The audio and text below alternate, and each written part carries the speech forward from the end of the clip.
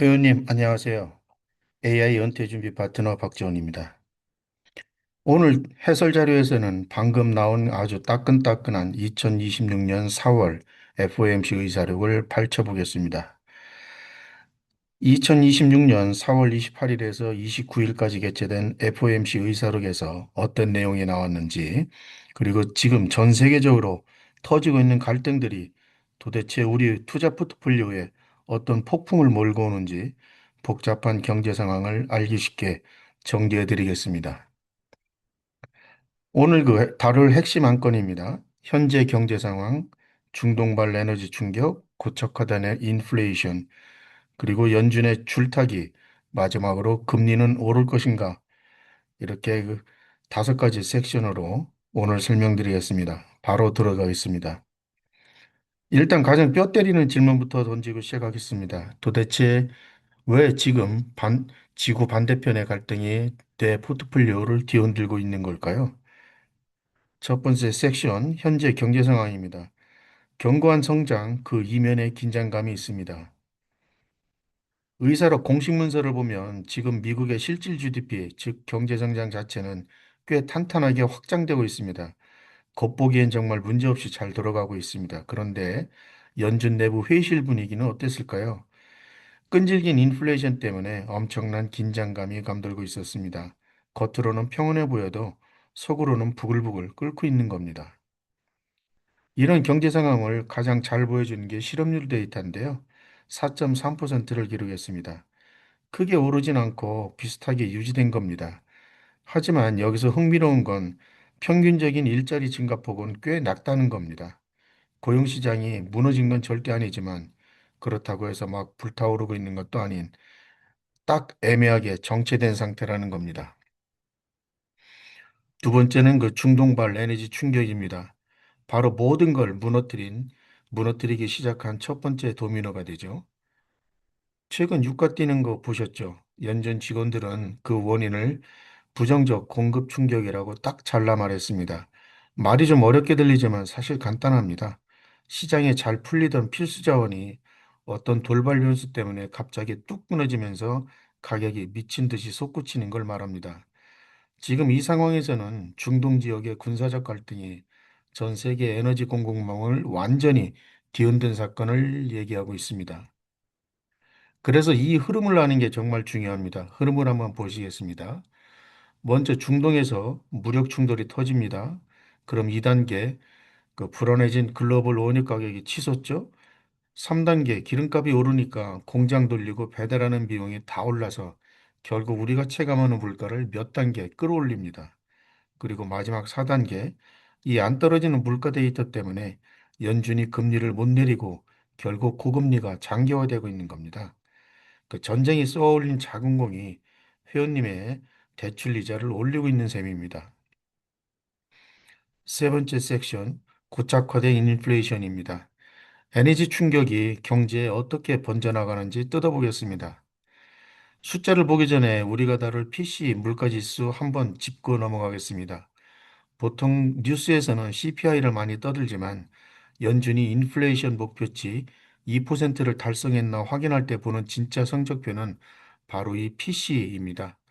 소비자가 일상에서 체감하는 물가 변동을 가장 넓게 잡아내는 지표이거든요. 그런데 이제 여기서 문제가 터집니다. 전 세계 에너지 가격이 급등하면서 3월 전체 PC 물가 상승률이 무려 3.5%까지 훌쩍 뛰었을 것이라고 연준이 추정했습니다. 연준의 안심 목표치가 2%인데 3.5%이면 진짜 골치 아픈 숫자가 나온 겁니다. 물가 내부를 들여다보면 상황이 더 꼬여 있습니다. 에너지나 식품을 뺀 핵심 물가를 한번 볼까요?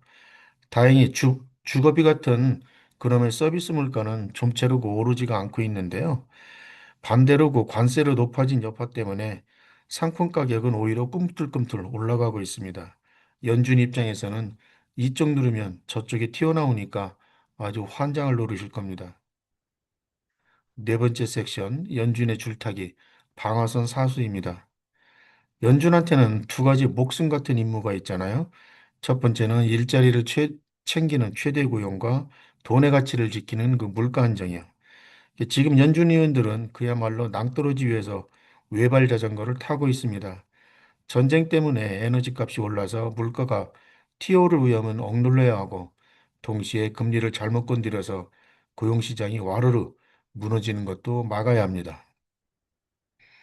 이 절묘한 밸런스를 맞추려고 연준이 마지막 만지작거리는 가장 강력한 무기가 바로 그 연방 기금금리입니다. 은행들끼리 하루짜리 돈을 빌리는 것을 뜻하지만 결국은 이게 우리 대출이자부터 신용이자까지 모든 돈의 값을 결정하는 심장 같은 역할을 합니다. 물론 미국에가 해당되는 얘기지만 결국에는 한국에도 영향을 미친다는 그런 의미입니다. 자, 그럼 이 고집스러운 인플레이션과 에너지 충격 앞에서 연준은 어떻게 했을까요? 거의 모든 의원이 만장일치로 지금의 제약적인 금리, 그러니까 3.50에서 3.75 구간을 꽉 잡고 가기로 했습니다. 불씨가 여전한데 섣불리 금리를 내렸다가 큰일 날 수 있으니까 방어선을 그대로 사수한 겁니다. 근데 회원님, 여기서 진짜 재밌는 포인트가 하나 있는데요. 100% 만장일치는 아니었습니다. 스티븐 미란이라는 딱 한 명의 의원이 0.25% 금리 인하를 주장하면서 반대표를 던진 겁니다. 고금리가 계속되면 지금 겨우 버티고 있는 고용시장이 훅 갈 수 있다는 걸 진짜 심각하게 걱정한 겁니다. 연준 내부에서도 이렇게 의견이 갈린다는 건 지금 상황이 그만큼 아슬아슬하다는 뜻이겠죠. 그리고 회원님께 한 가지 더 보여드리고 싶은 자료가 있습니다. 바로 FOMC 점도표라는 건데요.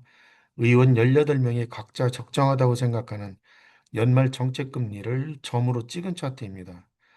노란 그 가로선이 그해 중앙값입니다. 여기서 정말 주목해야 할 건 점들이 위아래로 엄청나게 흩어져 있다는 겁니다. 미란 의원 한 명의 반대표가 아니라 실제로 18명 전체가 각자 다른 미래 시나리오를 그리고 있다는 걸 이 점도표 하나로 알 수 있는 겁니다. 마지막 다섯 번째 섹션, 금리는 오를 것인가? 가장 그 궁극적인 위험에 대해서 얘기해 보겠습니다. 얼마 전까지만 해도 시장에서는 금리가 내린다고 김칫국을 엄청 마셨잖아요. 근데 이제 그 기대감이 완전 박살났습니다.